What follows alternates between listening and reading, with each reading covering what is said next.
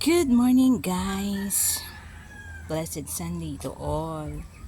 Marami na naman tayong wawalisin ng mga dahon. Pero okay lang yan. Makakapag-exercise tayo. May mga laglag na dahon na naman. Everyday na lang talaga. Lagi may mga dahon na nalalaglag kasi meron kami pong puno ng mangga dito. Yan.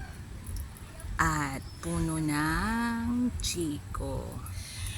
Siyempre mahalaga may puno kayo sa likuran ng bahay para kapag halimbawa mainit sa loob ng bahay, pwede kayo dito sa labas ng bahay magstay, o diba? Meron ding yan, ginawang upuan na kahoy ang aking tatay. So minsan dito sila papahinga ng aking nanay at tatay. May mga alaga din kaming manok. Ayan. Meron din kaming tanim na puno ng avocado. Ayan. Ayun pa yung isa. So yan yung mga alaga namin. Bibe.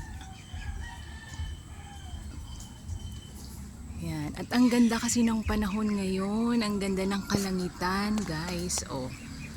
Ang ganda ng kalangitan. Wala yatang nagbabadyang bagyo. So ayan. Ang ganda ng panahon, kaya kung halimbawa maglalaba kayo ngayon, tsak matutuyo agad yung sampay nyo. Ang ganda ng kalangitan, no? Diba? So blessed Sunday everyone.